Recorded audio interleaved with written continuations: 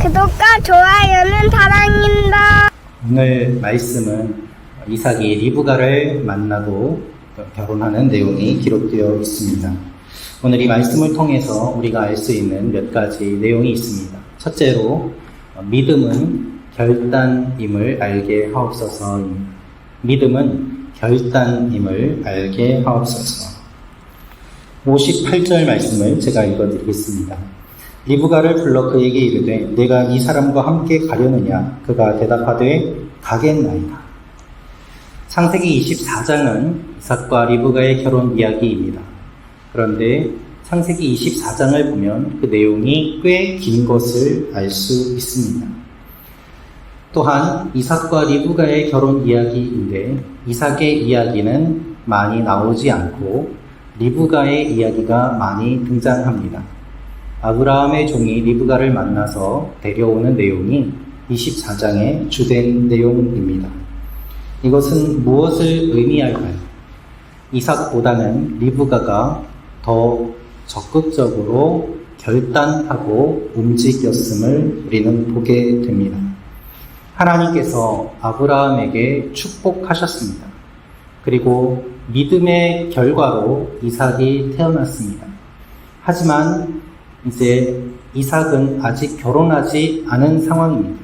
하나님께서 약속을 주셨는데 그 약속으로 이삭이 태어났지만 계속해서 믿음의 후손이 태어나기 위해서는 이삭 또한 믿음의 여인과 결혼해서 자녀를 낳아야 되는 상황이었던 것입니다.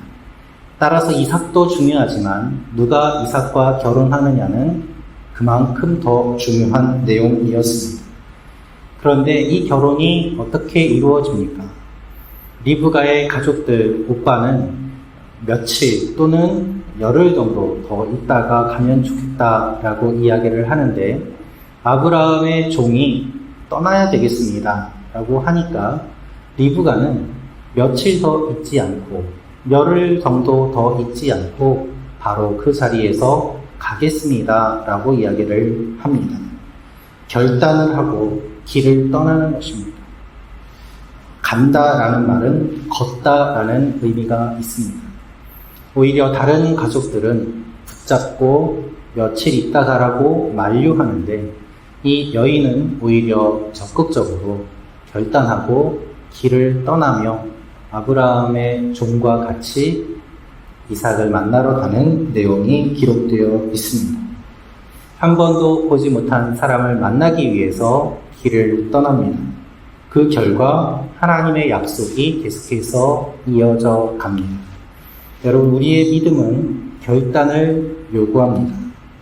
며칠 또는 열흘 가족과 함께 있는 것이 무슨 의미가 있겠습니까? 가기로 했으면 바로 결정하고 떠날 때가 필요합니다. 그렇지 않으면 마음이 바뀔 수도 있기 때문입니다. 여러분, 우리는 당장 죄에서 벗어나야 합니다. 며칠 더 죄를 즐기다가 예수 믿지, 그것이 무슨 의미가 있습니까? 기회가 있을 때, 주님께서 손을 내밀어 주셨을 때, 그때 결단하고 주님의 손을 붙잡고 일어나서 떠나야만 합니다. 오늘 우리가 떠나야 될 곳은 무엇입니까? 주님께서 우리에게 결단을 요구하시는 것은 무엇입니까? 조금 더 즐기다가 떠나겠습니다. 조금 더 정리하고 떠나겠습니다. 그것이 아니라 주님의 요구가 있을 때 분명하게 결단하고 응답하며 나아가는 여러분과 제가 되기를 원합니다. 그럴 때에 놀라운 믿음의 가문에 들어가게 됩니다.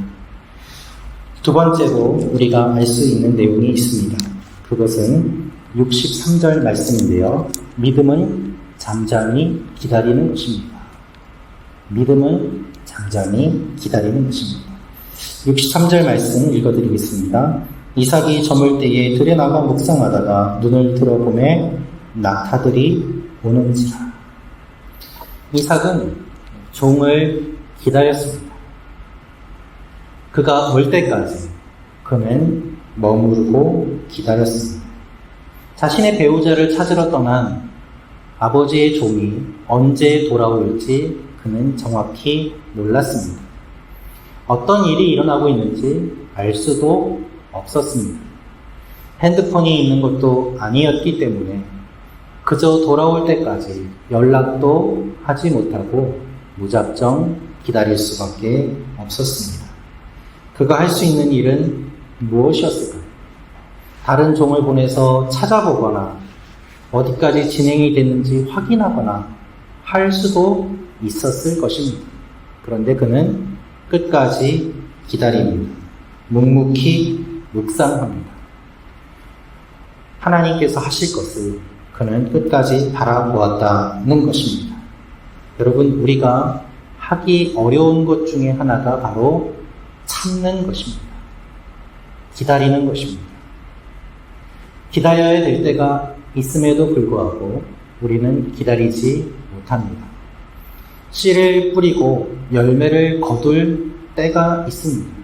그런데 우리는 기다리지 못하고 씨를 뿌려놓고 바로 다음날 열매를 거두려고 할 때가 너무 많습니다. 기다리는 것이 힘들고 정말 기다리는 것이 맞는가 고민하고 이렇게 기다려도 되는가 마음속에 수십 번도 넘게 고민하고 방황하면서 시간을 보낼 때가 많이 있습니다. 그런데 믿음은 기다림이 반드시 있어야만 합니다.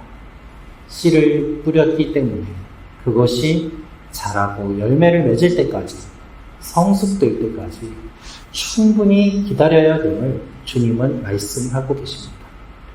여러분, 사실 가장 많이 기다리시는 분이 우리 하나님이시지 않습니까? 이 세상의 모습을 보시며 주님은 예수님의 승천 이후에 2000년이 되는 시간 동안 기다리고 참고 계십니다. 우리가 돌아올 때까지 기다리시는 하나님, 그리고 우리를 붙잡아 주시는 하나님, 그 하나님의 기다리심이 있기 때문에 우리가 주님을 만나서 이렇게 신앙생활을 하고 있는 것 아니겠습니까? 우리도 하나님의 때와 하나님의 방법과 하나님의 일들을 기다려야 합니다. 오늘 이 새벽에 기도하시고 하나님께서 이루실 것을 기다리시는 여러분과 제가 되기를 원합니다. 뿌린 것은 반드시 거두게 하시는 하나님이시기 때문입니다. 세 번째로 우리가 알 수 있는 내용이 있습니다. 그것은 하나님께서 위로 주시는 분임을 알게 하옵소서. 하나님께서 위로 주시는 분임을 알게 하옵소서. 67절 말씀을 읽어드리겠습니다. 이삭이 리브가를 인도하여 그의 어머니 사라의 장막으로 들이고 그를 맞이하여 아내로 삼고 사랑하였으니 이삭이 그의 어머니를 장례한 후에 위로를 얻었다. 이삭이 그의 어머니 사라의 장막으로 리브가를 드립니다. 그리고 아내로 삼습니다. 성경을 보면 어머니의 장례 후에 위로를 받았다라고 되어 있습니다. 이제 아브라함과 사라의 이야기가 아니라 이삭과 리브가의 이야기가 진행됩니다. 하나님께서는 믿음의 조상, 그 여인이 세상에 떠난 이후에 또 다른 믿음의 주역을 세워주셔서 그 대를 이어가게 하시는 것을 우리가 보게 됩니다. 늦게 태어난 아들이었기 때문에, 어렵게 얻은 아들이었기 때문에 이삭은 어머니의 사랑을 많이 받았을 것입니다. 동시에 어머니가 나이 들어 낳았기 때문에 어머니와 함께 할 수 있는 시간은 또한 짧았을 것입니다. 그래서 상실감은 매우 컸을 것입니다. 그런데 그의 슬픔이 리브가를 통해서 치유됩니다. 결혼은 서로 만나서 좋아서 하는 것, 그 이상의 의미가 있습니다. 함께 함으로 말미암아 치유가 일어나고 회복이 일어나고 그리고 하나님께서 주시는 위로를 얻게 되는 것, 그것이 결혼의 의미 가운데 포함되어 있습니다. 24장의 긴 이야기가 어떻게 마무리되고 있습니까? 그의 어머니가 떠난 뒤에 그 빈 장막에 리브가가 들어와서 아내로 삼고 위로를 얻었더라 라는 말로 끝나게 됩니다. 매우 긴 이야기였습니다. 긴 여정이었습니다. 24장의 긴 내용이 위로를 얻는 것으로 끝나게 됩니다. 여러분, 성경에 한 사람의 결혼 이야기가 이렇게 길게 기록된 곳은 이곳밖에 없습니다. 그런데 그 마무리는 위로입니다. 하나님은 우리를 위로하십니다. 하나님은 우리의 마음을 만져주십니다. 하나님은 사람을 잃어버린 것에서 온 상실감을 사람을 만나게 하심으로 회복시켜 주십니다. 사람에게 받은 상처를 사람을 통해서 치유해 주십니다. 이분이 우리 하나님이십니다. 그래서 우리는 하나님이 어떤 분이신지 알고 위로를 받아 누려야 합니다. 오늘 이 새벽에 기도하실 때 하나님께서 여러분의 마음을 만져주실 것입니다. 하나님께서 여러분을 위로하십니다. 우리의 마음을 만져주시고 위로하신 하나님, 그 하나님을 기억하며 기도하며 나아가는 여러분과 제가 되기를 원합니다.